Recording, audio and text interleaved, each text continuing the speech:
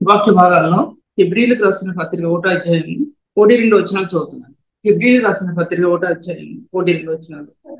పూర్వకాలం ముందు నానా సమయంలోనూ నానా విధముల ప్రవక్తల ద్వారా మన పితరులతో మాట్లాడిన దేవుడు ఈ దినములు అంతమంది కుమారుని ద్వారా మనతో మాట్లాడింది. ఆయన కుమారుని సంస్థలకు వారసునిగా నియమించను. ఆయన ద్వారా ప్రపంచం నిర్మించను. ప్రార్థించుకున్నాం. ప్రభా స్తోత్రము తండ్రి, వందనము. నీ వాక్కు ఎటువంటిదో ప్రభా, ఈ స్వరం ఎటువంటిదో, అగాధ జలాల్లో నుండి మాట్లాడే స్వరం ప్రభా, భూదిగంతుల వరకు నిలబడిన ఈశ్వరం, ఆకాశ మండలాల్లో నిలబడిన ఈశ్వరం ప్రభా, ఈ సమస్య కూడా అంతట్లు కూడా నిలబడినటువంటి ఈశ్వరం ప్రభా. పూర్వకాలం ముందు ప్రవక్తలతో మాట్లాడిన దేవుడు, ఈ దినములు అంతమంది కుమారుని ద్వారా ప్రభు మాతో మాట్లాడిన దేవుడు ప్రభానికి స్తోత్రాలు. ఎలా వాక్యం చెప్పాల్సింది నాకు ఒకసారి మాట్లాడండి ప్రభు. ఈ వాక్య భాగాలు ఎంతో కఠినమైనటువంటి లోతైనటువంటి సత్యాలు కనుక అవి మాట్లాడటానికి పరిశుద్ధాత్మ దేవాన్ని సహాయం నాకు అందించి నాకు తెలియని సంగతులు, మరిగైన సంగతులు నాయన తెలియపరుస్తారన్నావు. ఆత్మ సర్వసత్యంలో నడిపిస్తారన్నావు. నీ కార్యం నెరవేర్చు, నీ వాగ్దానాలు నెరవేర్చు, నీ కార్యం సఫలించమని, నాకు అనేకులకు దీవెనకరంగా చేయమని ప్రభావ యేసునామములో స్తుతించి వేడుకుంటున్నాను తండ్రి. ఈ వాక్య భాగాలు నేను దాని కింద వాక్య భాగాన్ని ఆయన దేవుని మహిమేక తేజస్సును అనే మాటని చాలాసార్లు ధ్యానించాను. కానీ మరి దేవుడు ఇప్పుడు ఏ విధంగా నడిపిస్తాడో నాకు తెలియదు. ఇదే వాక్య భాగాన్ని ఈ దేవుని మహిమేక తేజస్సున్న దాన్ని మీటింగ్స్ కొరకు 4 మెసేజెస్ అందులో ప్రిపేర్ చేయబడుతున్నాయి కనుక ఈ సబ్జెక్ట్ లోనే ఉండాలనే ఉద్దేశంతో ఈ సబ్జెక్ట్ లో వెళ్ళలేకపోయాను ఈ రాత్రి సాయంకాల సమయంలో. కనుక ఈ వాక్య భాగాన్ని ఈ మధ్యలో పెట్టాలని ఆశపడుతుంటున్నాను. వాక్యం పూర్వకాలం ముందు నానా సమయంలోనూ నడకదు. పూర్వం సృష్టిలో మొట్టమొదటి అధ్యాయం అంతా కూడా సృష్టి, 2వ అధ్యాయంలో మానవుని ఏ విధంగా తయారు చేయటం అనేది, తర్వాత మూడో అధ్యాయంలో మానవుడు పాపను పట్టడం అనేది, 4వ అధ్యాయంలో కయ్యను పాపం చేసి దిమ్మరే ఎలా నచ్చాడో అనే విషయం గురించి, 5వ అధ్యాయంలో మొట్టమొదటి వంశావళి క్రమం గురించి, 6వ అధ్యాయంలో దేవదూతల యొక్క పాపం అనేది ఏ విధంగా ఉందో ఆ విషయం గురించి, మానవ వంశాలతో పడిపోయే దేవదూతలు చేసిన పాపాన్ని బట్టి 7-8 అధ్యాయాల్లో నోవాహు కాలంలో జలప్రళయం రావడం, ఆ విషయాలన్నీ కూడా ముందు అధ్యాయాలన్నింటిలో కూడా ఇవన్నీ కూడా ఇమిడిపోయి ఉంది. మీకు అన్ని తెలుసు కాబట్టి ఈ సబ్జెక్ట్ నేను అవన్నీ కూడా మాట్లాడడానికి కుదరదు అనే విషయం మీకు మాట్లాడుతున్నాను. నేను మీతో చెప్పాను చాలాసార్లు పాయింట్స్ వైజ్ గా మీతో మాట్లాడతాను. అవసరమైతే కొన్ని పాయింట్స్ ని డీప్ గా టచ్ చేస్తాను, లేకపోతే మీరు సేవకులు కాబట్టి అర్థం చేసుకుని పాయింట్స్ నోట్ చేసుకోవాలని మిమ్మల్ని నేను బతిలాడుతున్నాను. నాకు తెలుసు ఈ వాక్యం ఏ రీతిగా వచ్చిందో, ఎంత శ్రమ పడితే ప్రభు సన్నిధిలో కొట్టుకుంటూ వచ్చిందో, దేవుని పాదాలు పట్టుకొని కన్నీరు కలిసి వచ్చిందో ఈ రివల్యూషన్ అనేది నాకు తెలుసు. అందుకోసం మిమ్మల్ని నోట్ చేసుకోవడానికి కారణం అది, అందుకంటే మరే కారణం. తర్వాత ఆది యందు వాక్యం రాయబడింది. ఆది యందు వాక్యం అనేది యోహాను సువార్తలో రాయబడింది. మొదటి వచనాల్లోనే రాయబడింది. దానికి ముందు నేను చెప్పగలిగేది వాక్యము హెబ్రీ పత్రికలో పూర్వకాలం ముందు నానా సమయంలో ఆది కాండం నుంచి కూడా ఆదాము వాళ్ళతో ప్రభు తన స్వరించి మాట్లాడాడు. జ్ఞాపకం చేసుకుంటే రాను ఆయన నోహతో కూడా ప్రభు తన స్వరించి మాట్లాడాడు. తర్వాత అబ్రహాంతో స్వరించి మాట్లాడాడు. తన వాక్యం అబ్రహాం వద్దకు వచ్చి అని రాయబడింది. దర్శనం ఎందుకు మాట్లాడాడు అబ్రహాం. ఆ దర్శనం నిజమైన దర్శనం దేనికి వచ్చిందంటే ఆ ప్రభు క్రీస్తు బలియాగం గురించిన దర్శనం. ఖండాల మధ్యలో నుంచి ఆత్మ వెళ్ళటం, రాచున్నప్పుడు ఈ అగ్ని ఎలా బయలువెళ్ళిందో శిలువ దర్శనం. అది ఈ దేశాల్లో లేకపోతే రాష్ట్రాల్లో ప్రపంచం అంతట్లో కూడా ఆ శిలువ దర్శనం రాచున్న పొయ్యిలాగా అగ్ని కణాలు రాచుకుంటూ వెళ్ళింది. అదొకటైతే తర్వాత అబ్రహాం సంతానం అయినటువంటి యేసేరు దిగి వచ్చిన తర్వాత యేసేరు అమ్మపట్టం, దాని తర్వాత ఇశ్రాయేలు జనాంగం ఐగుప్తు దేశంలో ఉంచడం, దేవుడు ఐగుప్తు దేశంలో నుంచి తిరిగి రప్పించి ఆ వారితో కూడా అగ్ని జ్వాల ఏ విధంగా ఇశ్రాయేలు దేశాన్ని పడతాదో అనేది అన్ని క్లుప్తంగా 2 మాటలు చెప్పింది. తర్వాత ఆది యందు వాక్యము నేను ఆ దేవుడు అబ్రహాంతో మాట్లాడే పితరులతో మాట్లాడే దేవుడు అంటే ఆయన స్వరించి మాట్లాడాడు. దేవుని వాక్యం అబ్రహాం వద్దకు వచ్చి అలాగా ఆయన ఉనికిని ఈ దేశంలో ప్రపంచ దేశాల్లో అంటే అప్పుడే దీనికి దేశం మొదలు పెట్టబడినప్పటికీ కూడా అప్పటికి కూడా సంవత్సరాలు దాటిపోయి ఎన్నో సంవత్సరాలు 100 సంవత్సరాలు దాటిపోయింది, 1000-2000 సంవత్సరాలు దాటిపోయి ఉంటాయి ఇప్పటికీ. ఎందుకంటే అబ్రహాం ప్రేమించేవాడికి, తర్వాత కయ్యి దగ్గర నుంచి తర్వాత హేబేలు దగ్గర షేతు పుట్టిన దగ్గర నుంచి వాటి జనరేషన్స్ 5 రాయబడి ఉంది. 800 సంవత్సరాలు బతికాడు, 900 సంవత్సరాలు బతికారు, 930 సంవత్సరాలు బతికారు. అలాగే వాళ్ళ వంశానికి క్రమం అంతా కూడా అందులో రాయబడినప్పుడు దాదాపు నాకు తెలియదు కాబట్టి నేనేమి పెద్ద పెద్ద బైబిల్స్ తిరిగి చెప్పగలిగిందని కాదు కాబట్టి నా ఊహ ప్రకారం 2000 సంవత్సరాలు దగ్గర అయి ఉంటాయేమో అని అనుకుంటున్నాను. నేను అంతే, తప్పు కావచ్చు, రైట్ కావచ్చు.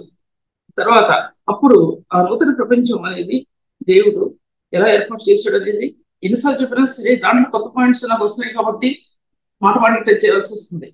ఇది ఒక ఊబి లాంటిది. ఊబి అంటే దాంట్లోకి వెళ్తే పైకి రాలేము అనమాట. ఊబిని పోల్చలేదు, కానీ ఇది దేవుని యొక్క గ్రంథంలో ఆత్మ అందులో ప్రవేశించి దేవుని సత్యాలని, రత్నాలని, మాణిక్యాన్ని వెతికేటువంటి గడియలు అవి. వాటిని పట్టుకుని వాటి నుండి పొంది చెప్పడం కూడా చాలా కష్టతరమైనటువంటిది. అది కష్టతరమైనటువంటిది. ఎందుకంటే ఈ జ్ఞానం ఎక్కడి నుంచి వచ్చిందని బైబిల్లో సామెతల్లో రాయబడింది. జ్ఞానం ఎక్కడి నుంచి వచ్చింది రాయబడింది బైబిల్. ఈ జ్ఞానం దేవుని యొక్క జ్ఞానంలో నుంచి ఆత్మకి ఇవ్వబడింది. జ్ఞానం పరిశుద్ధులకి ఇవ్వబడింది. ఈ పరిశుద్ధ స్థానంలో ఒక వ్యక్తి ఇటు తప్పిపోకుండా ముందుకు వెళ్ళగలిగితేనే ఈ సేవా జీవితం నిలుస్తుంది. ఎందుకంటే ఈ పరిశుద్ధ హృదయం తెరుచుకుని దేవుని దగ్గర తెరుచుకొని ఎక్కడ మగిలిపడకుండా, ఎక్కడ ఏ కళంకం పడకుండా అందులో పరిశుద్ధ స్థానాలు నిలబడటానికి ఆ పరిశుద్ధుడు ఎంత వేదన పడతాడంటే ఎక్కడైనా తప్పిపోతానేమో, చేదైనా వేరు ఏదైనా వచ్చి అపవిత్రనే పోదునేమో అని ఎంత వేదన పడతాడంటే అటువంటి వేదన పడతాడు. ఎందుకంటే చిన్న మాటలో పరిశుద్ధత అండి ఏ తప్పు కాదు. చిన్న మాటలో తన పరిశుద్ధ స్థానాన్ని కోల్పోతే విలువలు కోల్పోయినట్లే అన్నమాట అర్థం. ఒక వ్యక్తిని చిన్న విషయంలో గాయపరిస్తే అది కూడా దేవుని దృష్టిలో బహు నేరంగా ఎంచబడుతుంది. ఒక పరిశుద్ధుల సంగతి చెప్తున్నాను నేను ఆ విషయంలో. వాక్యం ముందుకు వెళ్తున్న సమయంలో వాక్యం అనేది ఆది కాండంలో మొట్టమొదటి ప్రారంభమైంది. అదే వాక్యం నేను ఆయన వెలుగు కలుగుగానే గర్జన మహాదివ్య మహిమ నుండి వచ్చింది, భూమి మీద దిగి వచ్చింది. ఆ వాక్యం అనేది మొదలు పెట్టబడింది. అప్పుడు మొదలు పెట్టబడిన వాక్యం ప్రవక్తలతో ప్రభు మాట్లాడుతూ వచ్చి ఆయన ఈ వాక్యాన్ని యుగాల్లో నిలబెట్టాడు. అది కలిసి రాసిన 1వ అధ్యాయము 25-26 వచనంలో ఉంది, రాయబడి ఉంది. దాంట్లో వాక్యం అనేది యుగాల్లో దాచబడినటువంటి, తరతరాల్లో యుగాల్లో దాచబడినటువంటి మర్మం వాక్యం అని చెప్పబడింది. అది ఆ స్వరం భూకణాల్లో అంటే మట్టి కణాల్లో విలిచిపోవటానికి యేసుక్రీస్తు ప్రభు ఆయన ముందుగానే కొన్ని వేల సంవత్సరాల పూర్వం ఆయన తన స్వరాన్ని ఈ భూలోకంలోకి పంపాడు. తర్వాత ఆయనకు వెలుగుని ఈ భూలోకంలోకి పంపాడు. ఆయన స్వరంలో వెలుగుంది, వెలుగులో ఆయన మహిమ దాచిపెట్టబడి ఉంది. మీరు కూడా అన్ని సింగిల్ పాయింట్స్ చెప్పడం అర్థం ఏంటంటే ఒక్కొక్క దాంట్లో వెలుగు అనే పదంలో ఎన్నో విషయాలు ఉన్నాయి, మహిమ అనే పదంలో ఎన్నో విషయాలు ఉన్నాయి. వెలుగు అనేది క్రీస్తుని ప్రకటించి చెప్పబడుతుంది. నేనే వెలుగున్న సత్యమును అన్నాడు ప్రభు, నేనే మార్గమున సత్యమును అన్నాడు ఆయన, నేనే జీవపు వెలుగుని అన్నాడు. ఆయన జీవదాత. వెలుగులో ఆ జీవపు వెలుగు, ఆ వెలుగు భూమి మీద ప్రబలింది. ఆ భూమి మీద ప్రబలినప్పుడు భూమి మీద జీవం వచ్చింది. భూమి మీదకి ఎలా జీవం వచ్చిందో మానవుల్లో ప్రభు ఆ జీవాత్మ పొందిన మనుషుడి జీవాత్మ ఆయన అంటాడు. భూమి మీద ఏదైనా తోటలో ఆ ఫలాలు పెట్టాడు దేవుడు, ఎందుకంటే మానవుడి కోసం పెట్టాడు. దాంట్లో ఆ ఫలాల గురించి ఇప్పుడు నేను చెప్పడం కుదరదు.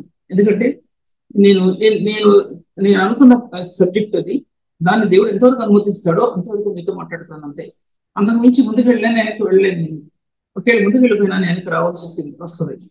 అందుకోసం ఈ యొక్క వాక్యం చెప్పే విధానాన్ని దేవుడు క్రమపరుస్తాడు. మనల్ని క్రమపరిచి దాన్ని మన దేవుని సన్నిధిలో తన బిడ్డలు ఉపదేశించడానికి దేవుడు అది నిర్ణయించుకున్నాడు. ఆ విషయం నిర్ణయించబడింది వాక్యం. మరి ఎంతమంది తీసుకుంటారో ఆ వాక్యాన్ని తీసుకోండి, తీసుకోకపోతే అది మీ ఇష్టం. నేనేం చెప్పిందండి, వాక్యం కోసం సిద్ధపడాలి హృదయాలు. ఈ వాక్యం గుణాలు హృదయంలో హృదయంలో అక్కడ మహిమ ప్రకాశిస్తుంది, జ్ఞాపకం చేసుకోవాలి. మహిమ ఇందా చెప్పాను, ఆయన వెలుగు మహిమ అనేది చెప్పడానికి కుదరదు. కొన్ని అంశాలు చెప్పడానికి కుదరదు. దర్శనం ఆత్మలో ఉన్న ఆ దర్శనాన్ని విడదీయటానికి కుదరదు. అన్ని చెప్తే అదేంటి ఎంతో చెప్పాల్సింది కూడా దేవుడు అనుమతిస్తాడు పరిశుద్ధులకి అనమాట అర్థం. దర్శనం అనేది దేవుని వాక్యం యొక్క దర్శనం విషయం మాట్లాడుతున్నాను ఇక్కడ నేను. దర్శనం అనేది క్రీస్తు యేసు యొక్క ప్రత్యక్షత గురించి నేను మీతో మాట్లాడుతున్నాను.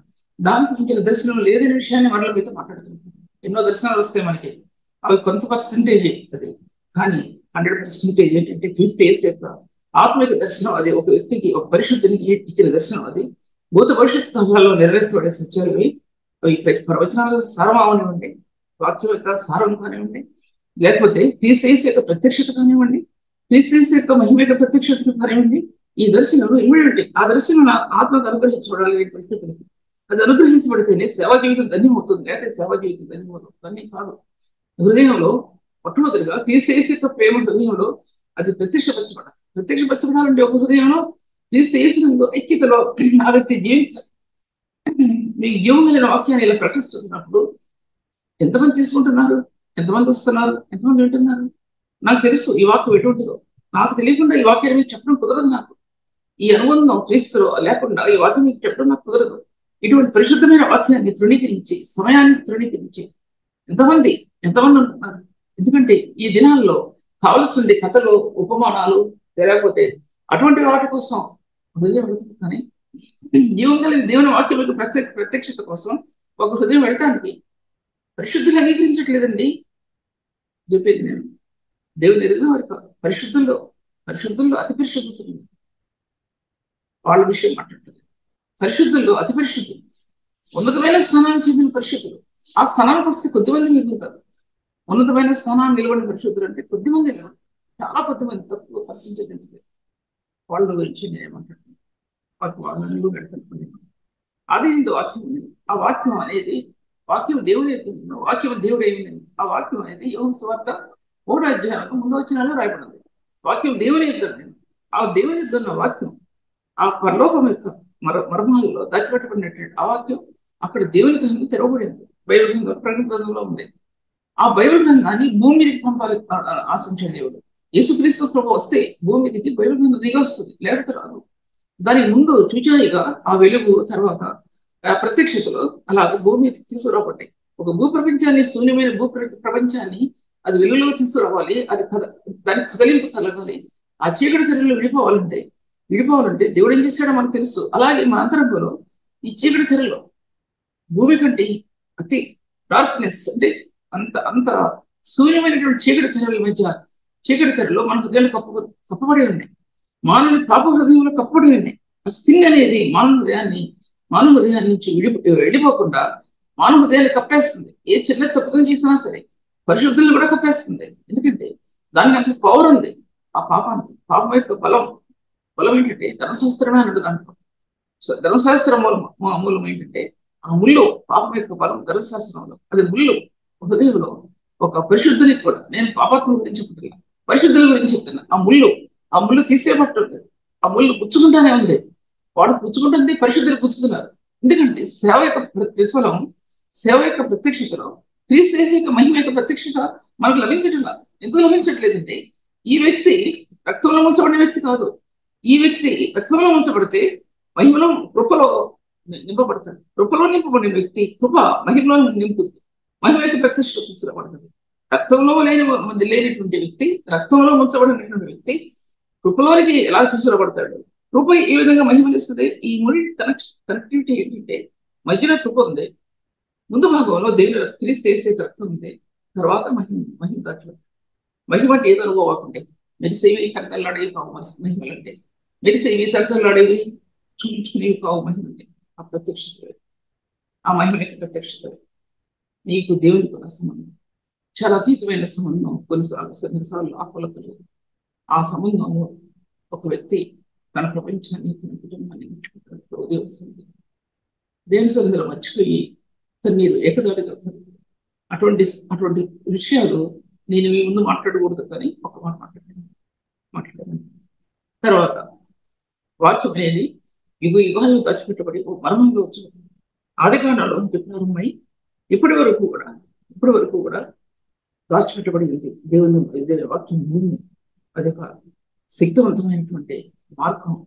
భూమి మీద ఆయన స్వాధీనంలోనికి, ఈ భూ ప్రపంచాన్ని ఆయన స్వాధీనంలోనికి ఆయన హస్తగతంలో తీసుకున్నాడు. మొదటి ముందే ఉన్నాను ఇప్పుడు నేను. తర్వాత వాక్య భాగంలో ఆయన మొట్టమొదటిగా వెలుగు కలుగును కాక ఆ విషయాన్ని ఒక దగ్గర 20 మెసేజ్లు మాట్లాడి ఉంటాను నాకు తెలిసిన. కానీ ఒకసారి చెప్పిన ఒకసారి వచ్చేవి కావు నేను చెప్పే మాటల్లో. కానీ మీరు చెప్పిన వాటిల్లో 2-3 చెప్పారు. కానీ వాట్సాప్ మెసేజ్లో దగ్గర 20 మెసేజ్ ఉంటాయి దాంట్లో. ఎందుకంటే ఆ హృదయంలో తలంపులు, ఎందుకంటే పుస్తకాల రూపంలో రాయాల్సిన ఆ తలంపులు వాట్సాప్ లోనో మెసేజ్లోనూ వస్తున్నాయి. మరి ఆ పుస్తకాలు ఎప్పుడు చేస్తానో నాకు తెలియదు. తర్వాత ఆదికాండంలో వెలుగు కలుగును గాక అనే స్వరం భూమి మీదకి వచ్చింది. వెలుగు కలుగును గాక అనే స్వరం ఎక్కడి నుంచి వచ్చిందంటే పరలోక మండలాల్లో నుంచి, దేవుని యొక్క దివ్యమైన మహిమ నుంచి ఆ యొక్క కణజాలాల నుంచి ఆ యొక్క స్థాయిని ఏ మనిషి వివరిస్తాడు? దేవుని మహిమ యొక్క ప్రభావాన్ని ఏ వ్యక్తి వివరిస్తాడని వివరించలేదు. ఎంత వివరించినా సరే ఒక చిన్న భూమి రేణువుల్లో ఒక రేణువు తీసుకుంటే ఎంతో అంతే మనం వివరించేది. అంతకంటే ఓ మనిషి వివరించింది. దానిలో నుంచి వెలుగు వచ్చిందండి, ప్రకాశించింది భూమి మీద ప్రకాశించి ఆ స్పాట్స్ అవి భూమిని కొట్టాయంటే చీకటి భూమిని కొట్టే ఒక్క దెబ్బ కొట్టింది. చీకటి భూమి కొట్టినప్పుడు ఆ భూమి ఫలం అందుకుంది. దేని బట్టి ఫలం అందుకుందంటే దేవుని మహిమ యొక్క ఆ స్పాట్స్ బట్టి భూమిని కొట్టినప్పుడు, భూమి మీద ప్రకాశించినప్పుడు భూమి ఫలం అందుకుంది. భూమిలో ఎన్నో సత్యాలు బయలుపరచబడ్డాయి. భూమిలో ఎలక్ట్రిక్స్ అంటే మ్యాగ్నో ఎలక్ట్రికల్ పవర్స్ అనేవి భూమి మీద ఉత్పన్నమయ్యాయి. దానిలో ఎన్నోసార్లు చెప్పాను నేను. కానీ ఇప్పుడు సబ్జెక్ట్ లో దాంట్లో వెళ్తే నేను ఈ సబ్జెక్ట్ వదిలిపెట్టేవాల్సి.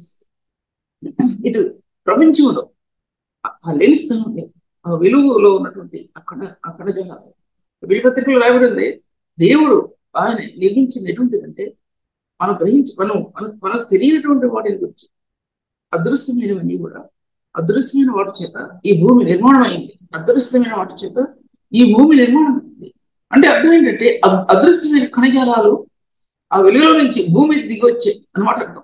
భూమి దిగి వచ్చాయి. నేను చెప్పే వాక్యం విధానం అనేది చిన్నవాళ్ళకి పెద్దవాళ్ళు ఎవరికైనా అర్థం అవుతుంది.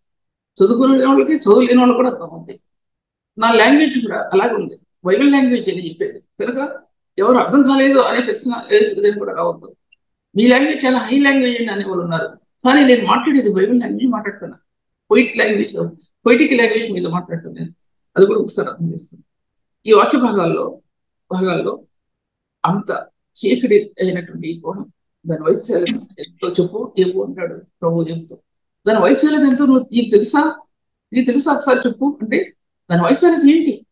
భూమికి వైశాల్యత ఏమైనా సైంటిస్ట్ ఉన్నారు నాకు తెలియదు. వారు ఇమాజిన్ చేసి కనుగొని ఉండవచ్చు, కానీ ఎవరు కూడా దాన్ని కొలతలో ఇవ్వడం సాధ్యపరచబడదు. తప్పవచ్చు, రైట్ అవ్వకపోవచ్చు.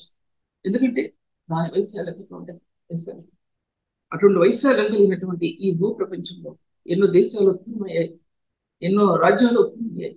అందులో మనిషి జనాంగం ఆదిమ పురుషుడు ఆదాము నుంచి ఆ జనాంగాలు భూమి మీదకి విస్తృతంగా వ్యాపించి సరే నోహు దిగి వచ్చేప్పటికీ జలప్రలయం వచ్చింది. అందరూ కూడా చనిపోయారు. హెబ్రీ పత్రికలో ఆయన ప్రపంచంలో నిర్మించుకున్నాడు. ఈ ప్రపంచం నిర్మించమనే దానికి అది ఫ్లోరల్ నెంబర్, అది సింగిల్ నెంబర్ కాదు. అది ఇంగ్లీష్ బైబిల్ చూసినా సరే వరల్డ్స్ అని రాయబడింది. అంటే ప్రపంచము నిర్మించాడు ఆయన. ఇప్పుడు నిర్మించిన ప్రపంచాలు ఇంకా ముందు ఎన్ని ప్రపంచాలు నిర్మించినవి ఉన్నాడు. ప్రభు వచ్చిన తర్వాత ప్రపంచం ఎలా ఉంటుందో ఒకసారి అదొక ప్రపంచం.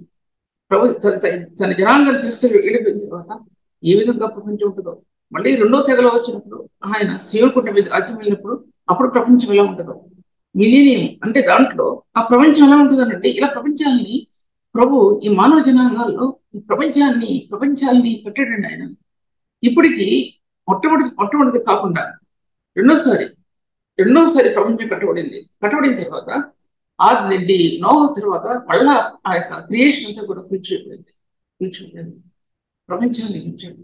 అలాగే మానవ హృదయంలో కాదు, పరిశుద్ధ హృదయంలో ఈ అంతం కట్టబడాలి, నూతనంగా కట్టబడాలి. పాత అనుభవాలు కాదు, పాత ఓల్డ్ ఎక్స్పీరియన్సెస్ కాదు, అంటే పాత అనుభవాలు కాదు, అటువంటి అనుభవాలు కాదు. ఇప్పుడు చెప్పేది నూతనమైన అనుభవాలతో ఒక వ్యక్తి నూతనత్వం ఇతరులు కనబడాలని. మీలో నూతనత్వం కనబడితే మిమ్మల్ని ఎవరు ఇష్టపడరు? పరిశుద్ధులు కూడా ఇష్టపడరండి. ఎవరు ఇష్టపడరు? నీ జీవితం ప్రభుత్వం నీతో ఏకమైన ఆ స్థానాలు నేటి పరిశుద్ధ హృదయాలు కూడా అసహ్య రేకెత్తిస్తారు, ద్వేషిస్తారు, చాలా ద్వేషిస్తారు. సంతోషించేవారు బహు తక్కువ ఉంటారండి, 100 ఉంటారంటే, అంతకు మించిన వాళ్ళు ఎవరు ఉండరు. అటువంటి ఉన్నతమైన స్థానాలు దేవుడు పరిశుద్ధ జనాంగానికి ఇచ్చాడండి. యాజక సమూహంగా చేశాడు ఆయన, యాజక సమూహంగా చేశాడు, రాజులుగా చేశాడు, యాజకులుగా చేశాడు. తన సేవాబలాన్ని వారికి అప్పగించాడండి.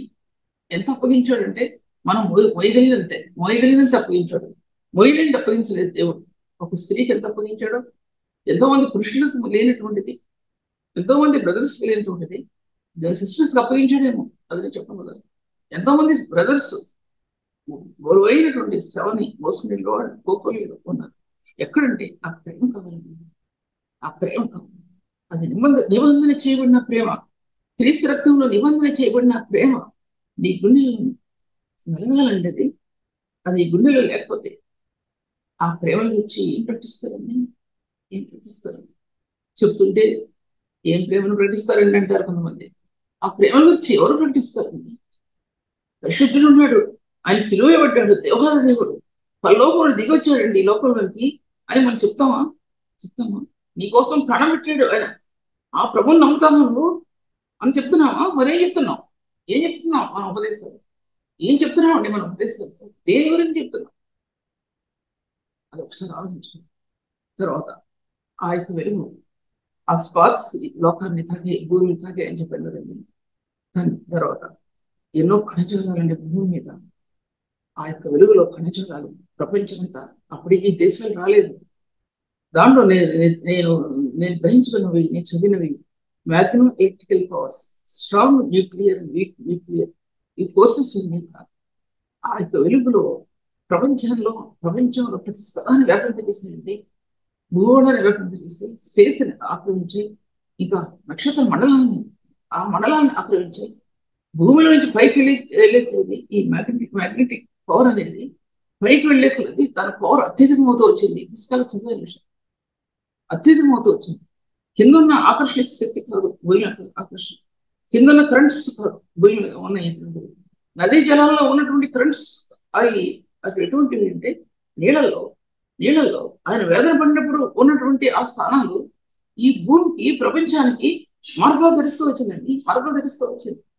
ఆయన జ్ఞానాత్మక దేవుడు. కొమ్యూనిస్ట్ ఏంటంటే అర్థం ఏంటంటే ఆయన మహాజ్ఞాని. ఆయన జ్ఞానాన్ని మనం తలంచడం, మనం తలంచగలమా? ఆయన జ్ఞానాన్ని మనం అసలు యోచించగలమా? అసలు ఏమైనా సరే ఒక మనిషిని చూస్తే అంతరంగం, కొన్ని యుగాల్లో పుట్టవలసిన మనిషి యొక్క అంతరంగాన్ని దేవుడు ఆయన కట్టారా చూస్తాడు, తలంపులో చూస్తాడు. భూమి ప్రపంచం అంతా ఒక గ్లోబ్ లాగా ఆయన హృదయంలో తిరుగుతూ ఉంటాయి. ఈ ప్రపంచం అంతా ఆయన దృష్టిలో అలా తిరుగుతూ ఉంటాయి. దేవుడు అసలు మానవునికి దేవునికి అసలు ఎంత తారతమ్యం ఉందండి. అసలు మానవుడు ఎవరు? త్రాసు మీద ధూళి వంటి వాడను అంటాడు. త్రాసు మీద ధూళి వంటి వాడను ప్రభావం నేను అంటే ఊదుతూ ఇప్పుడు క్షణం అలా అంటే పోయే ప్రపంచం ఉండేది. ఆయన కలిస్తే ఒక క్షణంలో నాశనం అయిపోయే ప్రపంచం.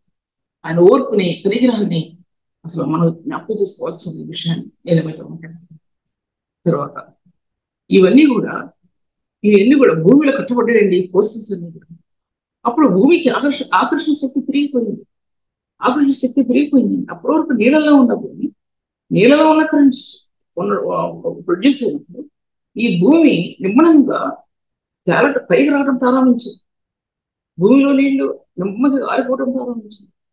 పై జలాలు కింది జలాలు విడదీయబడ్డాయి. బైబిల్లో ఉంది, విడదీయబడ్డాయి. మరలా నోహ కాలం వచ్చేప్పటికి ఆకాశ పై జలాలు తూములిపోబడి ఇప్పుడు భూ ప్రపంచం ఉందా ముందు నిర్ణయించుకున్నాడేమో. ఈ మానవుడు పాపం చేస్తాడు, ఈ మానవుడు పాపం మరలా భూమి నాశనం చేయబడుతుంది. జలాలు ఒక్కసారి సమకూర్చబడింది అన్న ఆకాశ పై జలాల పైన, కింద జలాలు కింద 2 విధాలుగా నీరు విభాగించబడిందండి. నోహ టైంలో భూమిని నాశనం చేయడానికి వర్షం కురలేదండి. ఆకాశ జలధారలు వర్షం కురిసిందన్నా సరే దాని యొక్క ఎండింగ్ ఏంటంటే ఆకాశంలో ఉన్నటువంటి నీరు జలధారలు భూమి మీదకి పోవటాయండి. ఏ విషయం ఆలోచించడానికి, ఏ విషయం ఆ చిన్న ఓడలో అని అనుకున్నా నేను, కానీ మరి చిన్న ఓడేం కాదు. ఆ ఓడనేది చిన్న ప్రపంచం అంటే ప్రపంచం అని నేను పేరు పెట్టా, ఎవరి పేరు పెట్టా. చిన్న ప్రపంచం అంటే ఒక నగరు, ఆ ఓడ, ఆ ఓడలో సూర్యుని యొక్క పరిస్థితులు కాదు, చంద్రుని కాదు, నక్షత్రం చీకటి, ఆరు చీకట్లో ఆ ఓడలో ప్రభు యొక్క క్రీస్తు యేసు యొక్క ముఖ కాంతి ఆ ఓడలో, ఆ కాంతిని చూశాడండి ఏంటి నోవహు. ఆ కాంతిని చూశాడు నోవహు. లేకపోతే నోవహు ఏమైపోయాడు? కారు చీకట్లో ఆ దేవుని యొక్క కాంతి, ముఖ కాంతి. చాలాసార్లు మన జీవితంలో మనం పరిస్థితుల్లో ఎక్కడ ఇంత గణముఖరమయంలో ఉన్నప్పుడు నడుస్తున్న సమయాల్లో దేవుని యొక్క ముఖ కాంతి మన మీద ప్రకాశిస్తున్నప్పుడు ఆ వ్యక్తి తన జీవితంలో తనకున్న పరిస్థితులను కూడా మర్చిపోతాడు, ఎంత మర్చిపోతాడు, జీవించలేము. ఒక సహోదరుడైన జీవించడం సాధ్యం, తన హృదయ రహస్యాలు బయటికి చెప్పకుండా జీవించడంతో కూడా సాధ్యం. హృదయ అంతరంగంలో అది దేవునికి తనకి సంబంధం ఎంత కనవేయబడుతుందో ఆ సంబంధం. అందులో ఎన్నో విషయాల్లో మనకు అనిపించే ప్రేమ, ఆ కృప, ఆ బంధంలో ఆత్మకి నెమ్మదించే పరిస్థితి. లేకపోతే కష్ట దినాల్లో వ్యక్తి జీవించే కాదు ఏ విధంగా మనకు దేవుని వాక్య భాగాల్లో. తర్వాత దీని ఎందుకు చెప్పింది? ఒక సైంటిఫికల్ గా నాలెడ్జ్ ఎలా భూమి విస్తరించిందంటే, మానవుడు విస్తరించారంటే సైంటిఫికల్ గా నాలెడ్జ్ విస్తరించాలి. భూమి ఫలించాలి, భూమి ఫలించాలంటే సైంటిస్టులు భూమి మీద ఉత్పన్నం కావాలి, ఈ జ్ఞానం ఉత్పన్నం అవ్వాలి, దేవుని దగ్గర జ్ఞానం భూమి మీదకి ఉత్పన్నం అవ్వాలంటే అప్పుడు అదనకాల పెద్దలు నిలబడ్డారు అక్కడ. అప్పుడు ఎక్కడ సైంటిస్టులు, వరే యాజకులు, వరే ప్రధాన యాజకులు, ప్రపంచానికి మూల స్తంభాలు వాళ్ళు, దేవుని జ్ఞానాన్ని వివరించగలిగే పెద్దవాళ్ళు. 5వ అధ్యాయం, అది కూడా 5వ అధ్యాయంలో వంశావళి క్రమం చూడండి, దాంట్లో అవన్నీ కూడా దాచిపెట్టబడింది. వంశావళి అంటే ఏంటంటే మొట్టమొదటి ప్రపంచం నేను మొట్టమొదటి దేవుడు భూమిని నాశనం చేసింది, అది మాట్లాడగల. మొట్టమొదటి ప్రపంచం పెట్టినప్పుడు దాంట్లో ఈ యొక్క ఆకాశం నుండి మహిమలో నుంచి దిగి వచ్చిన స్పార్క్స్ ఏంటంటే శిలువకి సంకేతకం. రెండవది శిలువ సంకేతకం. ఆ శిలువ ఆకాశం మీద నుంచి మహాదేవ మహిమ నుంచి, మహిమ మార్గాల నుంచి వచ్చినటువంటి ఆ స్పార్క్స్ అది శిలువకి సంకేతకం. అది ఆ శిలువ నిలబడిందంటే భూమి మీద, ఆ శిలువ భూమి నిలబడింది. అక్కడ దేవుడు నుండి నోహ్ భద్రపరిచే కుటుంబాన్ని మిగతా సర్వనాశనం చేసి వచ్చాడు. 6వ అధ్యాయంలో జరిగినటువంటి ఆ పాప మనుషులలో దేవుడు కాంప్రమైజ్ అవడానికి ఇష్టపడలేదండి.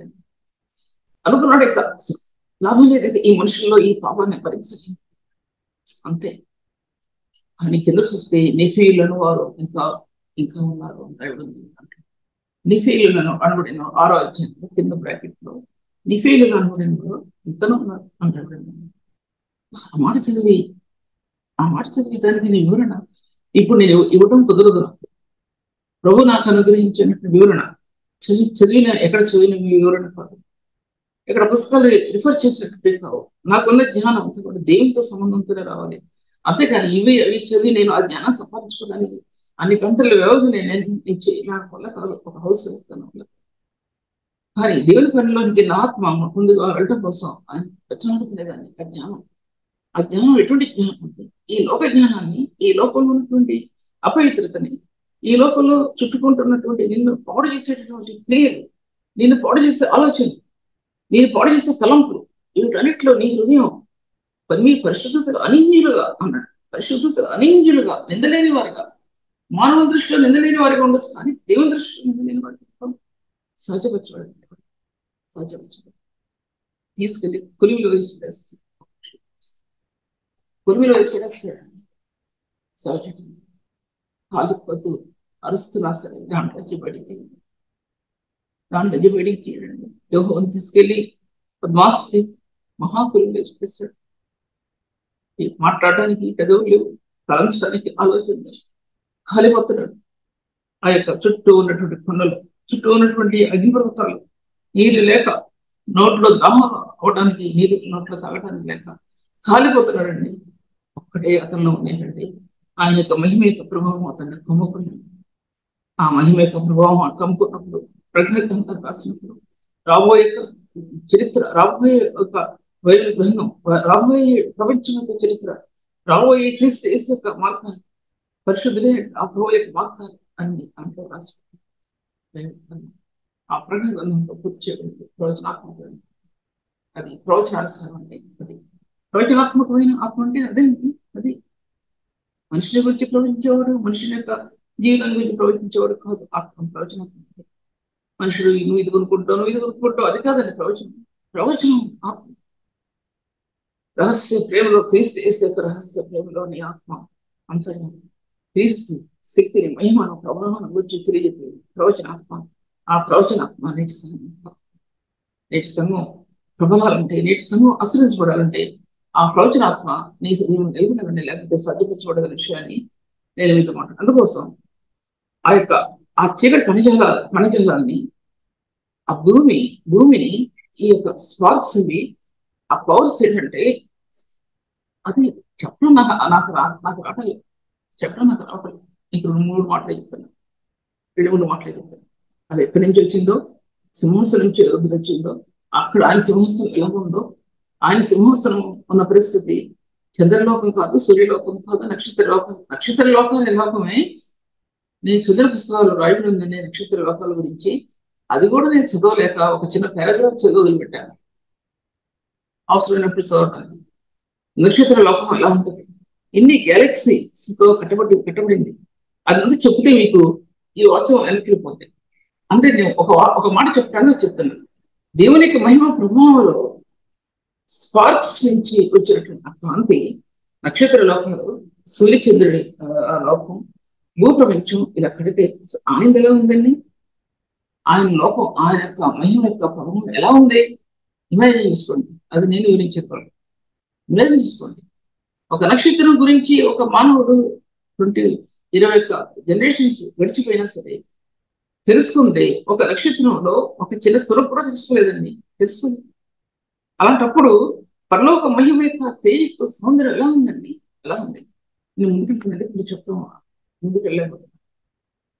తర్వాత ఆయన ఆ వెలుగు స్పార్క్స్ భూలోకి రావటం, అటువంటి ఆ స్పార్క్స్ శిలోకి సంకేతంగా ఉండటం. శిలో సంకేతకంలో ఉందంటే ఈ చీకటిని ఎలా వెలిగించిందో, తాకిందో, అలాగే శిలువ అనేది మానవ హృదయంలో ఉన్నటువంటి ఆ చీకటిని ఎలా పోగొడుతుందో, మానవ హృదయంలో ఎలా వెలుగులోనే తీసుకుని వస్తుందో ఆ విషయాలు ఒక్కొక్క మాట మీద మాట్లాడతానండి. తర్వాత ఇదండి, అందుకోసం దేవుని ఆత్మ జనంలో వేదనపడిందండి. ఎందుకు వేదనపడిందంటే తన కుమారుడైన క్రీస్తుని శిలువకు అప్పగించాలి. తన కుమారుడైన క్రీస్తుకి శిలువకు అప్పగించాలి. ప్రభా, పరలోక మహిళను దిగొచ్చి క్రీస్తు నా కుమారుడైన ప్రభు అంటున్నాడు. ఆయన్ని ఈ శిలువకు అప్పగించాలి. ఆయన హృదయం వేదన పడుతుంది, ఆ నీళ్ళలో వేదన పడుతుంది. నీళ్ళలో శక్తి ప్రబలింది, వాక్యం నిండి ఆయన వెలుగులో ఆ యొక్క మహిమ కణాల ప్రబలింది. ఇటు భూలోకంలో ఈ నీళ్ళల్లో ఉన్నటువంటి కార్యాలు, వెలుగులో ఉన్నటువంటి కార్యాలు ఏకమైంది. ప్రపంచాలు కట్టబడ్డాయి, తేజోమయం అయిపోయింది. భూమి ప్రకాశవంతమైంది. ఇప్పుడు అది కణంలో దేవుడు ఆదాంతో అవతో మాట్లాడుతున్నప్పుడు ఏ వెలుగుందండి, ఆయన మహిమ భూమి మీద ప్రకాశించింది. అంటే నేను అనుకోవటం బైబిల్ గ్రంథంలో ఒక రిఫరెన్స్ నాకు దొరికింది. భూమిని మహిమ కలిగింది ఆయన చేస్తాడు. అటువంటి మహిమ కలిగినటువంటి భూమి అది రాత్రి పగళ్ళు ఉన్నాయి, లేదని చెప్పడానికి వెళ్ళలేదు. దాని తర్వాత ఎప్పుడైతే ఆదాం తప్పిదం చేశాడో నెమ్మదిగా భూమిలో మహిమ తగ్గిపోవడం ప్రారంభించింది. ఏదైనా తోటలో నుంచి బయటకు తీసుకురాబోతు గమనించాం. అక్కడ ముళ్ళ చెట్లు పొదలో పెరిగే ఈ భూలోకంలో కష్టపడి పనిచేయమన్నాడు, నీ భార్యను పోషించుకోన్నాడు. చెమడొచ్చుకో అన్నాడు, నీ భార్యను పోషించుకోన్నాడు. భార్యతో అన్నాడు, నువ్వు జనరేషన్స్ నీ భూమికి తీసుకురా, పిల్లల్ని తీసుకురా, భూమి వేదన పడుతున్నావు అన్నాడు, చెప్పాడు ఆవతో. ఇలాగా భూమి మీద ఈ జనాంగం అనేది ప్రబలినట్టు మనసు వస్తాం. ఈ విధంగా బైబిల్లో ఉన్నటువంటి విషయాలు ఏ గ్రంథాలు కూడా లేవు, ఎక్కడ కూడా లేవు. మానవుని తయారు చేయడంలో సైన్స్ ఎలా అభివృద్ధి చెందింది అనే విషయం ఒక బైబిల్ గ్రంథాన్ని పరిశీలించి చూస్తే అర్థమవుతుంది. కానీ మరి ఎక్కడ కూడా అర్థం కాదండి. మూఢుడైన మానవ హృదయం, మూఢత్వంతో కూడిన మానవ హృదయంతో ఇది గ్రహించలేక మానవ హృదయం ఇది గ్రహించలేక ఇన్ని దుష్టత్వానికి, దుష్క్రియలకు అలవాటు పడతారండి. అలా మూర్ఖులైన జనాలు అప్పుడు ఎలా ఉన్నారో ఆవిడేంటి ఏంటి కయ్యి కాలంలో ఎలా ఉన్నారు, మూర్ఖులు ఎలా ఉన్నారు, లోతు కాలంలో ఎలా ఉన్నారు ఆ మూర్ఖులు, ఎంత భయంకరమైన మూర్ఖులు, లోతు తలుపు కొట్టి ఎంత దుష్కార్యాలు చేయడానికి లోటు, అంత భయంకరమైనటువంటిది లోతు దినాల్లో కంటే ఏంటి ఆ కయ్యని దినాల కంటే బహు భయంకరమైన దినాల్లో మనం దేశం ప్రపంచం నడుస్తుందండి. ఆ విషయం అర్థమవుతుందా? అర్థమవుతుందా ఆ విషయం? మనం ఎక్కడ ఉంటున్నాం, మన పిల్లల్ని ఎక్కడ పంపిస్తున్నాం ఒకసారి ఆలోచిద్దాం. ఒక అమ్మాయితో నేను మాట్లాడుతున్నప్పుడు ఈ అమ్మాయికి ఏం చేస్తుందంటే ఉంది ఇప్పుడు చాలా రోజులు ఈ అమ్మాయి భరతనాట్యం నేర్చుకుంటుందండి. ఎవరంటే క్రైస్తవ పిల్లలు, ఎవరంటే భరతనాట్యం నేర్చుకుంటారు. నిన్న మండిందండి. చేద్దాం అనుకున్నాను, అసలు లెఫ్ట్ రైట్ చేద్దాం అనుకున్నా, ఎందుకులే అని ఓర్చుకుని అన్నాను. భరతనాట్యం అండి. ఈ భరతనాట్యం ఎక్కడికి వచ్చాయంటే చర్చి యొక్క గోడలు కట్టుకుని తోచుకుని స్టేజ్ ఎక్కిందండి భరతనాట్యం. ఈ భరతనాట్యాలు స్టేజ్ ఎక్కాయి. ఎందుకంటే పండగలు అంట, క్రిస్మస్ పండగలు అంట. ఈ క్రిస్మస్ పండగల్లో ఈ భరతనాట్యాలు నాట్యం ఆడుతున్నారు. ఎవరంటే క్రైస్తవులండి. క్రైస్తవుల పిల్లలు సిగ్గుపడాలండి. క్రైస్తవుల పిల్లలు నేటి సమాజం గురించి మాట్లాడట్లా, నేటి సంఘం గురించి మీతో మాట్లాడుతుంటున్నా. ఎక్కడున్నారు మీరు? ఎక్కడున్నారు ఈ క్రైస్తవ జనాంగం? డాన్స్లండి వేసేది ఎటువంటిదండి? ఆత్మలో చెప్పాల్సిన సత్యాలు, ఆత్మలో బయలుపెట్టబడిన సత్యాలు క్రైస్తవ చర్చెస్ లో ఈ విధంగా క్యాప్చర్ చేసేయండి. పరిశుద్ధుల్ని స్టేజ్ని క్యాప్చర్ చేసే, జ్ఞాపకం చేసుకోండి, క్యాప్చర్ చేసే ఆల్రెడీ అయిపోయింది. అటువంటి కార్యాల నుంచి పరిశుద్ధులు అనబడిన వాడు ఎంత వేదన పడతాడండి, ఎంత వేదన పడతాడండి పరిశుద్ధులు అనబడిన వారు. అంటే పరిశుద్ధులు లేరనమాట వేదన పడేవాడు కొన్ని సంఘాల్లో. తర్వాత బైబిల్ గ్రంథంలో దేవుని ఆత్మ ఎందుకు అంత వేదన పడిందంటే ఆ ప్రపంచం అంతా కూడా గ్లోబల్ గా తిరుగుతుందండి ఆయనకి. ఇన్ని జనాలు ఇన్ని వేల సంవత్సరాలు గడుస్తుందో, ఇన్ని వేల సంవత్సరాల్లో ఈ మానవుని యొక్క పతనం లేకపోతే మానవుని యొక్క పాపం, ఏ మానవుడు ఏమైపోతాడు అనే దానికి ఆయన వేదన పడుతుంటే, ఆయన దేవుని ఆత్మ జనంలో వేదన పడుతుంటే ఆ స్పార్క్స్ వచ్చి వెలుగులుగా కన్నప్పుడు ఆ స్పార్క్స్ వచ్చి ఈ భూలోకాన్ని కట్టిందండి. అది సిలువ యొక్క అనుభవానికి మొట్టమొదటి గుర్తు. సిలువ యొక్క అనుభవానికి మొట్టమొదటి గుర్తుంది. అందుకోసం ఆయన ఆ భూత భవిష్యత్తు వర్తమాన కాలంలో ఉన్నటువంటి దేవుడు. ఆ ప్రతి సత్యం కూడా ఆయన బైబిల్ గ్రంథంలో దాచిపెట్టింది. బైబిల్ గ్రంథంలో దాచిపెట్టినటువంటి సత్యం ఏది కూడా లేదు.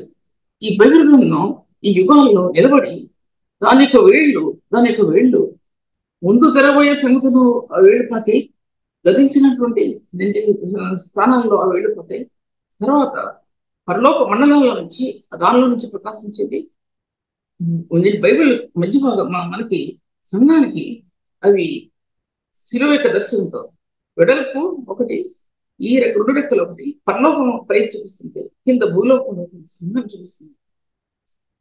అపోజిట్ పౌరు రాసిన పత్రిక రాస్తుంటాడు, దాని పొడుగు లోతు వెడల్పు ఎత్తు ఎంతో నువ్వు గ్రహించుకోవడానికి అన్నాడు. క్రీస్తు యేసే క్రైస్తవులు, పరిశుద్ధ క్రైస్తవులు నువ్వు గ్రహించుకోవాలంటే గ్రహించుకోవాలి, మీరు గ్రహించుకోవాలి. అది గ్రహించుకుంటే నోరు మూతపడిపోద్దండి, నోరు మూతపడిపోద్ది. నేను చెప్తున్నా, నోరు మాట్లాడుకున్నాను. నేను ముందుకెళ్ళాలి కాబట్టి నేను టైం ఇంకొక నాకు 20 నిమిషాలు టైం ఉంది కాబట్టి నేను ముందుకు వెళ్తున్నాను. తర్వాత ఆయన వెలుగై ఉన్నాడని సత్యం బయలుపరచబడిందని, ఆయన వెలుగు కాకంటే ఆయన పురాణాల్లో ఆయన వెలుగు స్వరూపం అనే విషయం ఒక మాట చెప్పాలని. ఎందుకంటే అంత పరలోకం మహిమలో తెలియనటువంటి ఆసక్తి భూమి మీద నరవత మానవ స్వరూపం ధరించుకుని నువ్వు మరీ గర్భాన్ని జన్మించడానికి మరియా నువ్వు కృప ముందు ఏంటంటే కృప. దావీదంటాడు నీ కృప ఆకాశం కంటే ఎత్తయింది అంటే అది ఆకాశం కంటే ఎత్తయింది అంటే కృప. ఊత పదాలతో నీ కృప నాకు చాలంటే అది ఊత పదం ఉంది. ఊత పదాలతో చెప్పేది కాదు కృప అంటే.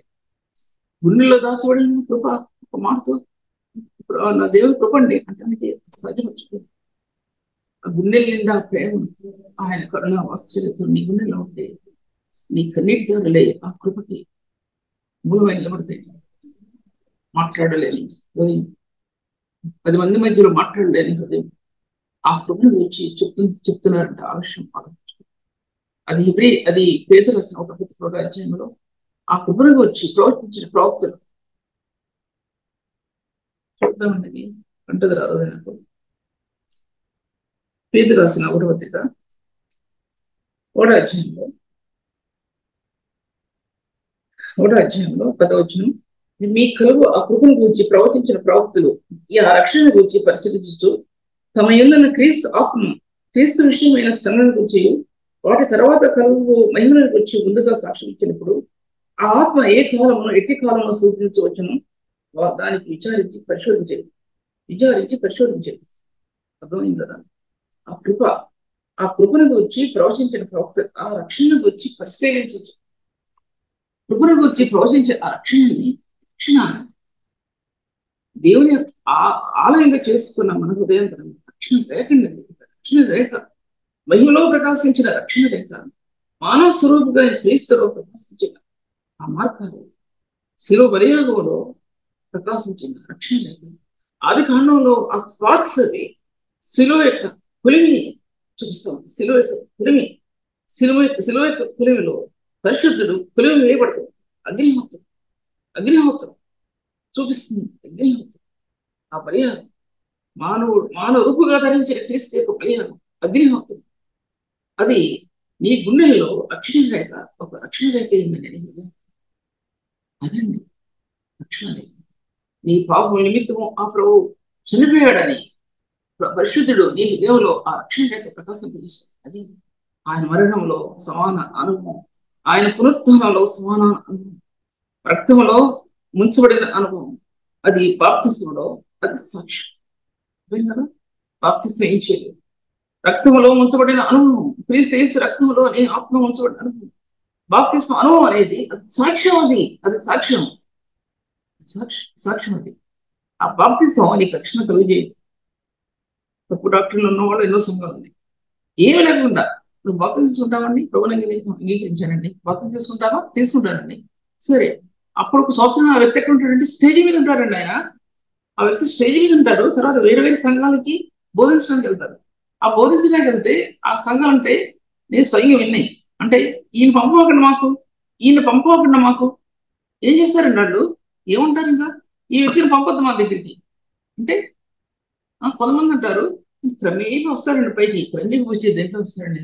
దేంట్లైనా క్రమేపీ రాగలరు, ఐశ్వర్యం రాగలరు, ఏదైనా రాగలరు. కానీ ఆత్మవిషయాల్లో క్రమేపీ రాలేరండి. ఆ స్పార్క్స్ మంట పులిమిలో వేయబడి క్రీస్తు యేసు స్వరూపంలో దాచబడిన అగ్ని కణం నీ హృదయంలో అర్థమైతేనే ఆ ప్రేమ, పరిశుద్ధమైన ప్రేమ నీకు రివీల్ చేయబడుతుందండి. రివీల్ చేయబడదు. మరణం కంటే బలమైంది ప్రేమ. ఆ మరణంలో దాచబడిన ప్రేమ, నీ కోసం ప్రాణాన్ని అర్పించిన ప్రభు యొక్క ప్రేమ, ఆ స్పార్క్స్ నీ హృదయంలో ఉన్నాయా? మీ హృదయాలు ఉన్నాయా? అప్పుడు సేవ ఫలప్రదం అవుతుందండి. సేవ ఆశ్రయించబడుతుందండి. సేవ ఆశ్రయించబడుతుంది. నాకేం పని ఈ వాక్యం చెప్పడానికి?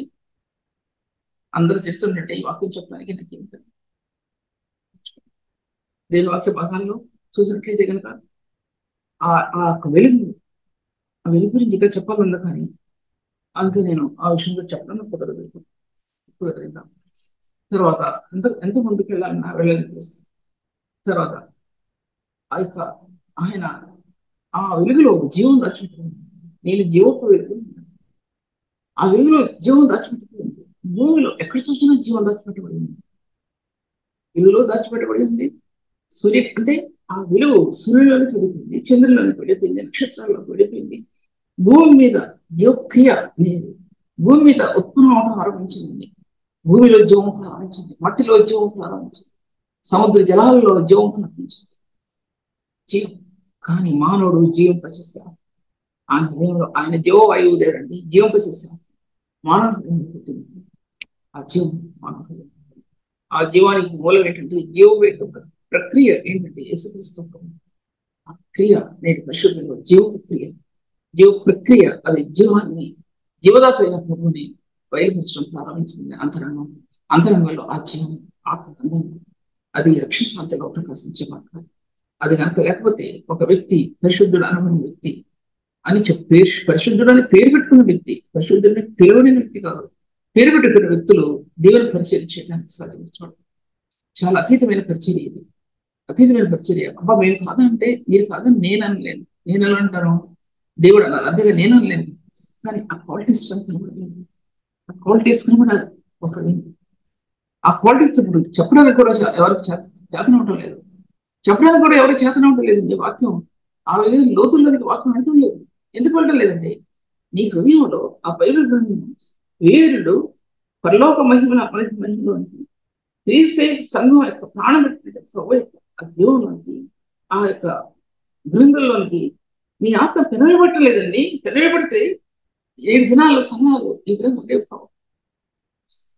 కొన్ని సంఘాలు అక్కడ వేళ్లతో రక్షించబడిన సంఘాలు కొన్ని ఉన్నాయని చెప్పాలి. లేని సంఘాలు మనం వింటున్నాం కదండి టీవీలో కానీ, తర్వాత మళ్ళీ క్రిస్మస్ వస్తే డ్యాన్సుల పాటలు కానీ, క్రిస్మస్ వస్తే గుడ్ ఫ్రైడే వస్తే సిలువ మోయడం కానీ, తర్వాత ఏం చెప్పకూడదు చెప్పాలి నేను వింటాం కదా, చాలా మనం చూస్తుంటాం కదా టీవీల్లో. ఏదైనా జీవం దాంట్లో ఉంటే నాకు చెప్పండి, చెప్తే సంతోషిస్తాను. తర్వాత ఆ వాక్యం ఏంది? ఈ వాక్యం అనేది సమస్తము ఆయన మూలము కలిగింది. యుగాల్లో వాక్యం దాచిపెట్టబడిందండి. యుగాల వాక్యం దాచిపెట్టబడకపోతే జీవములు దేవుని సంఘానికి అసలు వాక్యం ఎలా యుగాల్లో అంతరించకపోతే ఆదికాల సంఘం అనేది ఎలా కట్టబడిందండి? రక్తంతో కట్టబడి క్రీస్తు యేసు రక్తంతో ఓడ్చారండి సేవకులు, పరిశుద్ధులు. ఈడ్చుకుని వెళ్ళిపోయారు. రక్తం కాలిపోయింది. ఏ ప్రభు అయితే శిలువకు అప్పగించబడ్డాడో మన కోసం యెరూషలేము కొండల మీద ఈడ్చుకుని వెళ్ళారో అలాగే ఆదికాల సంఘం అలా కట్టబడింది. అసలు మనం భరించగలం. ఒక చిన్నది కూడా భరించండి, చిన్నది కూడా మనం భరించండి. ప్రభువును ప్రేమిస్తున్నామని చెప్పుకొని మన జీవితంలో సరైన మార్పు లేకపోతే అది మోసం అన్నమాట. మోసపు క్రియ అని బైబిల్ చెప్తుంది.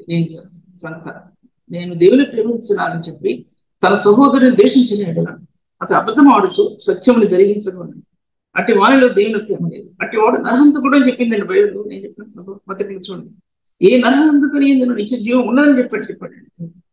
ఏదో తప్పు చేస్తే నరహంతుడు కాదు, ఈ సహోదరుని ప్రేమించకపోతే నా నరహంతకుడు. బైబిల్ చెప్తుంది, అంతకనిగా చెప్తుంది. పాత నిబంధన కాదని కొత్త నిబంధన చెప్తుంది. పాత నిబంధన విషయాలు నేను మీతో మాట్లాడుతున్నాను. తర్వాత వాక్యం అనేది ఇంత ముగించేస్తాను. వాక్యం అనేది సంపూర్ణ సిద్ధి పొందిన కుమారుని నియమించింది. సంపూర్ణ సిద్ధి పొందిన కుమారుని నియమించింది వాక్యం. అది యోహాను సువార్తలో ఒకటో అధ్యాయంలో రాయబడింది. 16 వచ్చినామో 25 మొత్తం రాయబడింది. దాంట్లో చూసుకోండి. అంటే సంపూర్ణ సిద్ధి పొందిన యోహాను సువార్తలో రాయబడింది, వాక్యం శరీరధారి అయి ఆయన కృపాసత్య సంపూర్ణంగా మనం ఎదురు నివసించున్నాం అని రాయబడింది. వాక్యము సంపూర్ణ స్థితి పొందిన కుమారుని నియమించిందంటే అది ఎక్కడో నాకు జ్ఞాపకం రాలేదు, కానీ ఆ వాక్యం మరి యోహాను సువార్తలో ఉన్న మరి ఎక్కడో తెలియదు. సంపూర్ణత వాక్యం యుగాల్లో దాచబడిన వాక్యం దేనికి వస్తుంది? సంపూర్ణ సిద్ధి పొందిన క్రీస్తుని బయలుపరిచిన వాక్యం ఈ ప్రవచనాలని ఏకమైపోయాయి. ఆదిమ కాలంలో దేవదూతలు కీర్తించిన క్రీస్తు ప్రపంచం కట్టబడిన రెండోసారి ప్రపంచం తిరిగి కట్టబడిన తర్వాత పరిశుద్ధుల చేత కీర్తించబడినటువంటి ఆ కీర్తనలు, ప్రవచనాలు, ఆ ప్రవచనాత్మ ఇలాగా జనరేషన్స్ ఏం చూపించాయంటే క్రీస్తుని గురించి బయలుపరుస్తూ ఈ వాక్యం సంపూర్ణ సిద్ధి పొందిన కుమారుని సంపూర్ణత. వాక్యంలో సంపూర్ణత. నీ వాక్యాన్ని గ్రహిస్తే హృదయం ఇన్ని ఆలోచనలు, తలంపులు ఈ బైబిల్ గ్రంథంలో అనేక చోట్ల నీ అంతరాత్మ అక్కడికి వెళ్తుంది. సత్యం గ్రహించడానికి అంతరాత్మని దేవుడు తొడుకుని పోతాడండి. ఆ సత్యం గ్రహించడానికి నీకు ఆ కృపణిస్తాడు. లేకపోతే సాధ్యపరచబడదు బైబిల్ గ్రంథాన్ని. ఈ బైబిల్ గ్రంథాన్ని ముందేసుకోవడానికి, కూర్చొని రాసుకోవడానికి ఎవరు పనిలేదండి? అవ్వను పనిలేదా? ఇక్కడ హృదయం కంట్రోల్ అవుతేనే కుటుంబంలో నెమ్మది ఉంటుంది. ఇక్కడ హృదయం కంట్రోల్ లేకపోతే కుటుంబంలో నెమ్మది ఉండదండి. కంట్రోల్ చేసే శక్తి అంతా కూడా ఈ బైబిల్ గ్రంథంలో నీవు క్రీస్తుతో గడిపే స్థాయిలో ఉందండి. కంట్రోల్ అంతా కూడా దానిలో ఉంది. శ్రమ కలుగుతుంది కుటుంబంలో. పిల్లల మాట వింటారు. అప్పుడు నీవు ఎలా ఉంటావు? ఏడుస్తావు కదా. వస్తుంది పరిశుద్ధులు ఎలా ఏడుస్తారండి? గొంతెత్తి కేకలెత్తి గొంతు వా ఆ ప్రేమ బంధం, నేను కట్టిన ఆ ప్రేమ బంధం పరిశుద్ధుల్ని చుట్టుకుంటుందండి. ఎన్నోసార్లు నీకు తెలియని రీతిలో చుట్టుకుంటుంది. అప్పుడు మనం గ్రహించండి, తర్వాత మనం గ్రహిస్తాం. మూకుతాళ్లతో కొత్తగా అలిన మూకుతాళ్లతో మనసాన్ని ఏ విధంగా కహతీలు మోసారు, అలాగే కొత్తగా అలినటువంటి ఈ యొక్క ప్రార్థన అనుభవంతో క్రీస్తు శిలువలో నీ హృదయంలో దాచబడి ఉంటేనే వీటిని గ్రహిస్తావు, లేకపోతే గ్రహించక సాధ్యపరచబడదు. ఏదేదో దండి ఇలా జరుగుగా అలా జరుగుగా జరిగేవి కాదండి. అవి జరిగేవి కావు. జరగబోతుంటివి నేను చెప్తున్నాను. దేవుని వాక్య భాగంలో చూసినట్లయితే కనుక ఆ దావీదు అంటాడు 136 కీర్తన అంటాడు, నీ పరిశుద్ధాలయం తట్టు నేను నమస్కారం చేస్తున్నాను ప్రభా. దావీదుకి ఎన్ని ఎలా తెలుస్తుంది అని ప్రవచనం. ఇవన్నీ కూడా దావీదుకు తెలుసు. ఏమవుతా ప్రభు ఎలా వస్తాడో, ఎలా సిలువపడతాడో, ఎలా సంపూర్ణ సిద్ధి పొందిన వాడిని నియమించబడతాడు ఆయన. ఆ విషయాలన్నీ కీర్తన చదివితే మనకు అర్థమవుతాయి. ఎన్ని ఉన్నాయి దాంట్లో, ఎక్కలేనివన్నీ ఉన్నాయండి దాంట్లో. ప్రవచనాలన్నీ కూడా ప్రవచనాత్మతోనే ఆ కీర్తనలన్నీ రాసిండండి. ప్రవచనాత్మతో ఆ గీతాలన్నీ కూడా దాంట్లో ప్రవచనాత్మ చేత నింపబడ్డాయి గీతాలన్నీ కూడా. దాంట్లో నీ పరిశుద్ధాలయం చుట్టూ నేను నా నమస్కారం చేస్తున్నాను ప్రభా అని రాశాడు. నీ నామంతటి కంటే నీ ఇచ్చిన వాక్యం నువ్వు గొప్ప చేసావు దాంట్లో. ఆయన వాక్యాన్ని గొప్ప చేసావు ప్రభా అంటే ఆయన నామం అంత బలమైంది. ఆది కాండం నుంచి కూడా ఆయన నామం బయలుపరచబడుతూ వచ్చింది. ఎక్కడ బయలుపరచబడింది? వాక్యం కూడా బయలుపరచబడుతూ వచ్చింది. ఆయన అంటున్నాడు, నీ నామం అంతటి కంటే నీ వాక్యం ఎందుకంత గొప్ప చేసావు. నాకు అసలు అర్థం అలా ఏంటి ఆయన నామం ఎటువంటిది అని ధ్యానిస్తున్నప్పుడు తర్వాత నాకు అర్థమైంది ఏంటంటే, ఆయన నామం అంతా కూడా బైబిల్ గ్రంథంలో స్తంభాలుగా నిలబడ్డాయి. స్తంభాలు పరలోకానికి ఈ భూమికి స్టెప్స్ అనమాట నిలబడ్డాయి.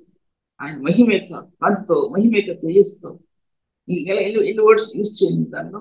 ఆయన నీతితో, ఆయన నీతి, ఆయన నీతి మార్గాలతో, ఆయన కృపతో కూడిన మార్గాలతో, జీవదాయకమైన నీతి అందులో నుంచి ఏరులై పారిందండి.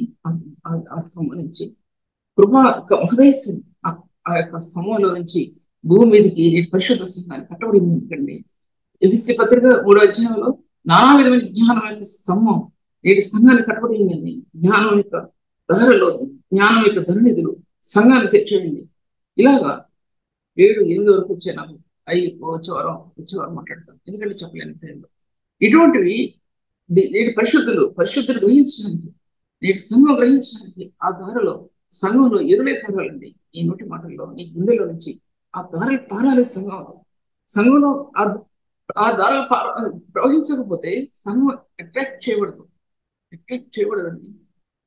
ఆ దారుల్లో నువ్వు తృప్తి చెందుతావో, ఇతరులు తృప్తి చెందుతారో, ఆ పాప దాహాన్ని తెచ్చుకుంటారో, తన కుటుంబ యొక్క క్షేమలో ఈ యొక్క జీవం పొంగి పొందుతుందో, ఆ కుటుంబంలో ఉన్నటువంటి అంధకారంతో అది రూపమాపి బలమైన దేవుని ఆత్మతో నీ కుటుంబం సిలువ వేళ్లలో అతుక్కుంటుందో, ఆ పరిశుద్ధుడు సిద్ధం చేస్తే అప్పటికి తెలుసు. ఆ ధార సంఘంలో నుంచి బయటకు పదాలు పరిశుద్ధుని ధార. అది ఎందుకంటే అందులో మహిమ కలిగిన కణాలు ఉంది. అందులో మహిమ కలిగిన కణాలు ఉంది. రక్తంలో ఉంచబడిన హృదయంలో కృప మీడియేటర్ గా పనిచేస్తుంది. పునరుత్థానం యొక్క జీవానికి కృప మీడియేటర్ గా పనిచేస్తుంది. అంటే మధ్యవర్తిత్వాన్ని అందుకుంది కృప. రక్తంలో ఉంచబడిన వ్యక్తి పరిశుద్ధుడు. అటువంటి పరిశుద్ధుడు కావాలనిపిస్తుంది. నామాత్రంగా వేసుకోండి అంటే వేసుకున్నట్టే ఉంటుంది. వేసుకోండి చాలు, వాక్యం తీసుకోండి. భయంకరమైన స్థితిలో ఉందండి ఇప్పుడు సంఘ పరిస్థితులు. కొన్ని చోట్ల ఒక అబ్బాయి భయంకర స్థాయిలో ఉన్నాడు. అసలు అబ్బాయితో మాట్లాడుతుంటే నాకు ఈ అబ్బాయిని ఆత్మసంగతిని ఆడడం అనవసరం. రెండు మాటల్లోనే తెలిసిపోతుంది ఎటువంటి పరిస్థితిలో ఉన్నాడు. ఇంకా నువ్వు ప్రభుని అంగీకరించావా, బైబిల్ చదువుతున్నావా, లేకపోతే ప్రభు రక్తంతో అడిగే ప్రశ్నల వరకు కూడా ఎండలా. స్టార్టింగ్ లోనే అతని బిహేవియర్ ఏంటో, అతని జీవితం ఏంటో 2 మాటల్లో తెలిసిపోతుంటే, నేను ఆ అబ్బాయి యవనస్తుడు, 20 రోజులు అబ్బాయి యవనస్తుని, ఇతని బాప్తిస్మని ఎలా చెప్తానండి నేను? ఓకే, బాప్తిస్మం ఇస్తే మారిపోవడానికి ఇది మ్యాజికా? మ్యాజిక్ అంటారు బాప్తిస్మం ఇస్తే మారిపోవడానికి.